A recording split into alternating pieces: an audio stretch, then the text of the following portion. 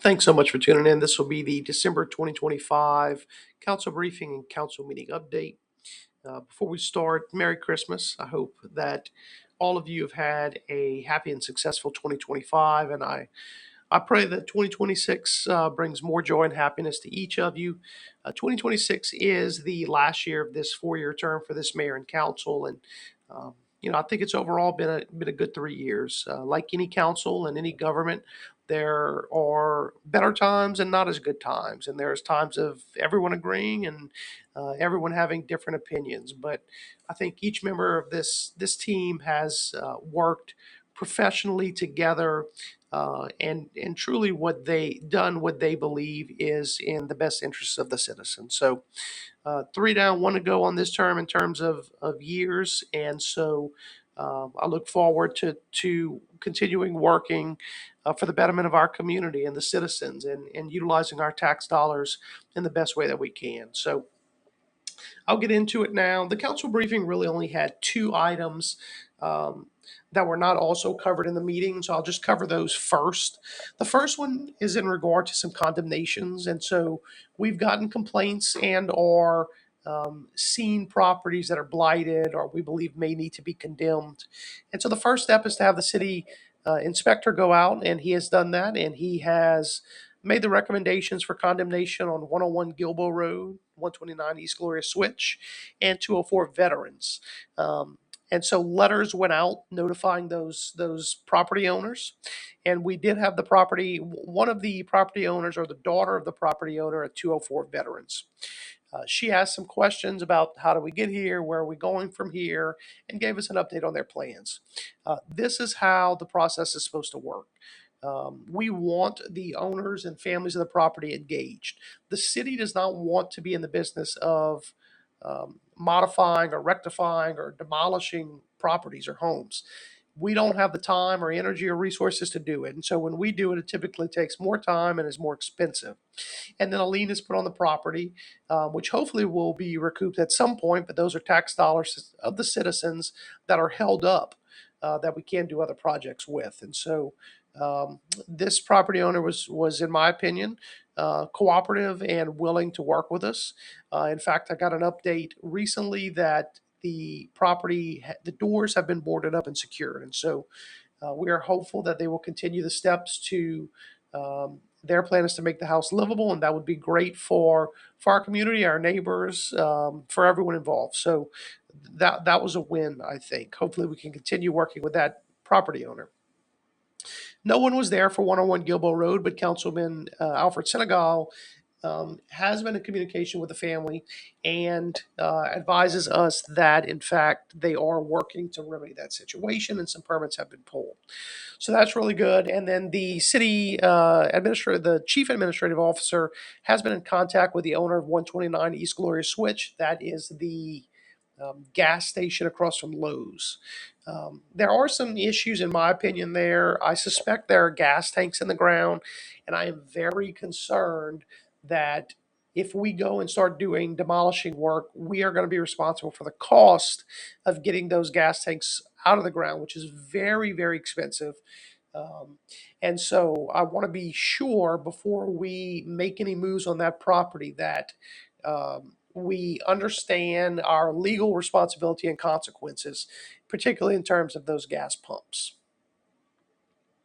The other item that was on the council briefing that was not on the main agenda was the City Hall expansion. So we had Mr. Lynn Guidry, a local architect who's done many, many projects in Carencro and around the parish and state, um, discuss that project. And so you may remember we had gotten some state money for a much smaller scope project. It was essentially making some areas ADA compliant and putting in a elevator. Fortunately, Representative Julie Emerson and State Senator Gerald Boudreaux have continued their work and increased our funding to enlarge the scope of that project. There's two main purposes of this project, in my opinion. One is we're out of space at City Hall. You may be aware that the utility clerks and utility staff have moved to the annex, which is the old police station on Centennial Drive, because again, we're just simply out of space. We are still out of space. The building has been retrofitted multiple times. It was a fire station, then City Hall, and then City Hall converted the fire station. And so the people on the east side of the building, which is the old fire station, really have no way to access the west side of the building, which is what I call the main part, without going through the council chambers. And so it's not conducive to work and workflow. That's the first problem. And again, the second problem is we're out of space. So this project primarily, there are many parts, but primarily adds a new portion of the building on the south side of City Hall that connects the buildings. It adds an elevator. It adds more space. Of course, with any project, there are lots of details that need to be worked out. We need more parking, drainage from the roof. How does the building flow together? What rooms do we want where? And so that's what Mr. Lynn Guidry was there to give us some things to think about and an update on where he is. I'm very excited about it. We don't expect that it'll be completed in this term, meaning next year it will not be completed. And so, whoever the next council is, whoever's on that council and whoever the mayor is, will get to continue and finish this project. But we've got the ball rolling, and Mr. Lynn Guidry is doing an absolutely excellent job getting this off the ground. So now I'll go to the regular city council meeting. Um, and the first thing was we recognized 3 new police officers for the city of Carencro. Um, the chief recognizes his new officers at a council meeting, which I really appreciate. It allows the community and the council to see them, to know who's protecting us. It allows them to see us, and so if there's a problem, if they need something for the department, if there's an issue that they're seeing, they have someone that they can come to help rectify that problem. Of note, the 3 of them individually took home the 3 top honors of that academy. One was the top gun, or the best, most accurate shooter of the academy. One had the highest physical fitness scores, and one had the highest academic scores. So really exciting to know we have the top 3 from the class serving us here in Carencro, and so it's good to have them. We then recognize the Carencro Mental Leaders of the Month, which we've been doing for some time, and it's really good to do that. These are the teachers and students who are recognized for being leaders amongst the school, and really great things happening at Carencro Middle. I'm hearing very, very good things, and so it's always good to recognize them. The next thing we talked about is something that I think is special to many people in our community. About 30 years ago, I was a camper at the Carencro Middle Summer Camp, and that camp has been going on for a long time. And the main fixture of that camp is Miss Adderjay Ozine. Miss Adderjay has been around for many years. She served on the park board. She worked at Carencro Middle. She worked for the school board, but she dedicated decades to the summer program. She has poured her love, time, energy, resources into the kids at that camp, and I can speak personally that she has positively impacted thousands of kids' lives. Unfortunately, Miss Adderjay passed away this year, and in honor of her, Carencro Middle Summer Camp will now be called Camp Adderjay. And so some of her friends and coworkers and family were there so that they could be notified and we could let the public know of the name change of Camp Adderjay.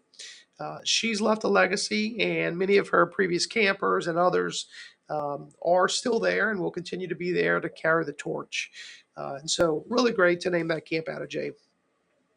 Also, Cade Saunier, for those of you who are not aware, he's a Carencro native. He grew up off of Irish Street, and he is doing really, really good in the rodeo world. He finished 4th in the world this year. And so hopefully we can have him at a city council meeting soon to recognize him for his accomplishments. I'm going to skip the things that were kind of routine or mundane. We did hear from the department heads and consultants. The one thing that I think is worth noting is Chief David Mouton of the fire department. As the temperatures are dropping, more and more fires are happening. Please do what you can to keep your home fire safe. Do not use your stove or oven to heat your house if you can at all help it. Make sure you have working carbon monoxide detectors if you have natural gas in your home. Another big thing is the fire department has completely free smoke detectors. And so if you need a smoke detector, if your neighbor or parent or someone you know needs one, please call the fire department. They will come out and install it for free. So I think it's important. The other thing you talked a lot about was space heaters. Please do not plug those into surge protectors. Plug them in directly to the wall. Don't place them near curtains or bed sheets or anything flammable. This is really a big source of fire. We then heard some updates from the parks team. One thing to remind the moms in our community of is there's Mommy and Me strolls Tuesdays from 5:30 to 7:30 at Pelican Park. This is a time for moms to go out, to have a sense of community, meet others, to feel safe walking in a group. And my understanding is there has been good turnout for that. Yoga is still happening on Mondays. It's been moved to the Careco Community Center due to the wintertime. It'll go back out to Pelican Park once the weather warms up. The farmers market wrapped up for this year. It'll start back up in the spring around March. So look forward to that. I'm told that we've had uh, great turnout in terms of vendors and community. So lots of social things happening. I really do think for sure the last time that we ran for city council and we were really out knocking on doors and hearing people's concerns, one of the things I heard about was there's not enough things for the community. There's not enough things for us to do, and many things are happening. Yoga and senior bingo and mommy and me strolls, Macra D. The list goes on and on and on. The festival. There's many things that are happening. But if we're going to continue to do these things, we need to make sure people are going out and enjoying them. They're being done for you, for the community. So please go out and visit those events and meet your neighbors and see what Careco has to offer. I did ask a question or two of Andy Sellers, the city engineer, related to the um, sewer lift stations that we've been talking about. This project has been ongoing for many years. It is several years late. I do have somewhat of a good report that we received from Andy, and that is that the contractor is still engaged in the project. As recently as this month, December, they have submitted some plans for some final parts that are needed. I remain committed to doing anything that I can to make the city of Carencro whole. It appears to me that the contractor will owe money to the city of Carencro based on how late he was finishing the project. And I think if the situation was flipped and we owed the contractor money, he would do everything he could to get every penny owed to him, rightfully so. So we've engaged with the bond company. Our legal team's involved, Mr. Chris Villamoret, and I will be watching this very closely. It's one of my top priorities in terms of construction projects, and it is because it involves your tax dollars that are owed to you. So more to come, but I do think that was a positive update. I also asked a question to Andy, which the mayor ended up answering. I got several calls and texts about what appears to be traffic lights being put up at the end of Ira University. These are, in fact, lights. It is a DOTD road, therefore it is DOTD lights, and therefore it is a DOTD construction project. But yes, we can confirm these are traffic lights going up at the end of Ira at Ira and University. So I don't have a time frame. Again, it's not our project. I don't know, their total plans other than their lights going up. This is due to some traffic studies that the city of Carencro did. I'm going to talk about a different traffic study later, but these are the types of things that we have to do to push DOTD to get them to do the projects that we think are important in our community. We then moved on to resolutions. The first resolution was for police vehicles. So currently, police vehicles and many of the city vehicles are under lease through Enterprise. And every time that we go into a new cycle of needing new vehicles, particularly police vehicles, because that is what we buy the most of because they're used the most, they get the most mileage, and so they have the shortest lifespan.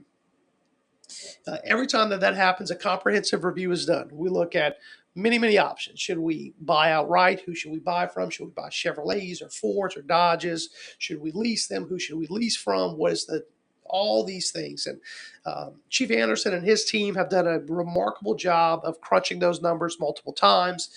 I've met with him multiple times on it. He's discussed it with the mayor multiple times. So we're going with what is essentially a lease purchase option. We're going to lease these vehicles for 5 years, and at the end of the 5 years, they become ours. We believe, or the chief of police believes, and I agree, that these vehicles will hopefully have a $10,000 or $15,000 value once we're done with them and we can sell them, and then use that money as a down payment on the next vehicle. So this will be a 5-year lease. I've had many discussions with Chief Anderson about all those things I just talked about. What about if we bought Fords? Would that be cheaper? What about if we did a 3-year lease? What about if we bought them outright? And once we really got down to the nitty gritty and he explained all the details, I agree that this is the best option. A 5-year lease that we're going to own after.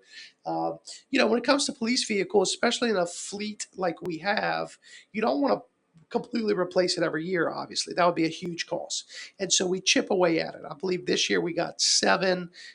Next year we'll get 4 or 5, and we'll be on a cycle to do that every year. So this passed unanimously. I should comment here. I should have commented at the beginning. Danielle Caprito was out of town on a personal issue, and at the last minute, Taylor James was ill. So we only had 3 council members, but that is a quorum, and so we proceeded. The good thing about having the council briefing is that all 5 council members were there. We all discussed any issues or concerns we had with these, and I think everybody was unanimous in agreement with how we move forward. So everything that we did tonight, we passed unanimously. But again, they were adjusted and amended from the council briefing. The next item is another traffic study, which I alluded to earlier. So this is through Neil Schaefer, same traffic company. And this traffic study, the scope of it is from essentially Zoo Subway on Veterans to the roundabout, and then I-49 from Veterans to Gloria Switch from Amesbury, which is French Colony, to the Dogleg. And these are all DOTD roads, but we believe, the city of Carencro believes, and I strongly believe, that we know this area best. We live here, we drive it, we talk to people. And we want to have a seat at the table, and we want to have a voice when DOTD makes decisions about these roads. But of course, Jordan Arsenault, City Councilman, is not an engineer, and my voice and the mayor's voice is not as loud without a professional. And so we have already budgeted to have these traffic engineers do a study in that area so that we have the data and the support from a well-respected firm to show DOTD this is what we think and this is what we want to do. So that is what this traffic study is about. It's a long-term plan. I mean, there are going to be some short-term fixes, some longer-term fixes. But this is the traffic study that starts it. We saw great results again when we did a traffic study on Irish Street recently, and we're hoping to have the same results here. The next 2 items are together. They're LCDBG. They're essentially funding opportunities. We have 2 lift stations left that we need to rehab or redo or fix. Mayor Glenn Brasso had done a great job really staying up to date with those, and there are 2 left that have some old parts and old pumps that need to be redone. When Mayor Clavier got in office, we were sensing that the new sewer plant off of Post Road was going to be exponentially higher than we thought. She rightfully put a hold on these 2 projects. The design was done, we were ready to go, but we didn't want to spend any more sewer money till we had a firm idea of what the sewer plant was going to cost. We're at that point now, and so we're moving forward. The reason there are 2 resolutions is one firm handles the grant management. Their money is paid through the grant. And then the second part is Fenstermaker, who does the design and oversight. So these passed. Hopefully we get funding. Hopefully we can get these sewer plants done. The next resolution, the next 2 I think are kind of together. Again, they're in the budget for this year, but these are the resolutions that allow the mayor to move forward. So the first one is a company called Retail Strategies. Other municipalities in our parish and state and nationally have used them. Basically, what they do is they come into Carencro, they look at what properties are available, development ready, what resources do we have, what is the city going to be willing to do, and then they go out and market those properties in our town for whatever company it is. Maybe it's a hotel, maybe it's a it won't be a Bucky's because we got Bucky's on Louisiana Avenue, but they go out after those really big um, national brands. And so other communities in our area have been successful. It's going to be a multi-year process, but this will allow us. We hear and see all the time. Well, why don't we have?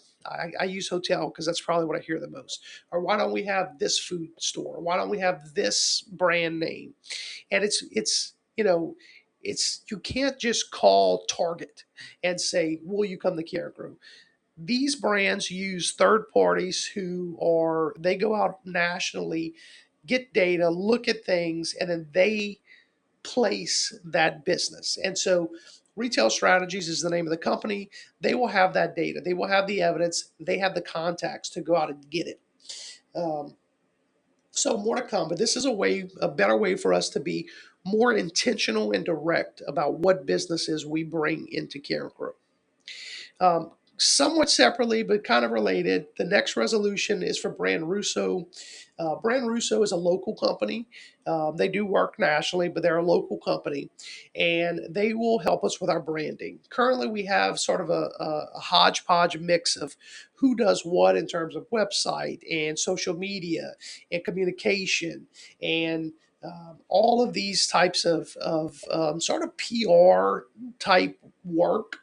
And what Brand Russo is going to do for us is they're going to give us multiple professionals for essentially the cost of one employee.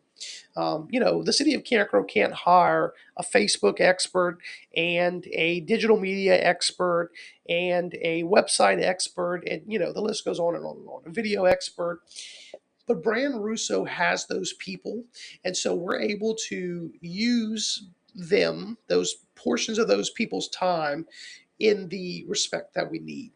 So this will help take some of the weight and burden off of many employees who are doing many things and give it to the hands of a professional who does it every day. So we'll see how it goes. We'll see, exactly what kind of results we get. But I think, if we're talking about bringing in national brands that we want, that the citizens want, we need to have a good brand. And that is what Brand Russo is going to do for us.